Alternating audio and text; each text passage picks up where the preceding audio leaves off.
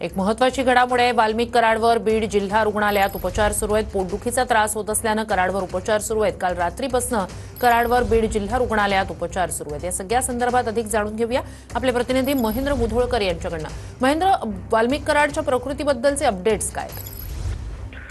श्रुती, काल बघितलं तर एसआयटीची जी कोठडी आहे वाल्मिक कराडाची ते संपलेली होती आणि त्यानंतर व्हीसीद्वारे त्याला कोर्टामध्ये हजर करण्यात आलं होतं आणि मकोका विशेष कोर्टानं 15 दिवसाची पुन्हा एकदा न्यायालयीन कोठडी सुनावली होती आणि त्यानंतर मात्र वैद्यकीय तपासणी करून वाल्मिक कराडाला बीड जिल्हा कारागृहात रवानगी करण्यात आली होती। मात्र मध्यरात्री 1 वाजताच्या सुमारास त्याच्या पोटामध्ये दुखायला सुरुवात झाली, पोटदुखी सुरुवात झाली म्हणून वाल्मिक कराडाला बीडच्या जिल्हा रुग्णालयात दाखल करण्यात आलं होतं।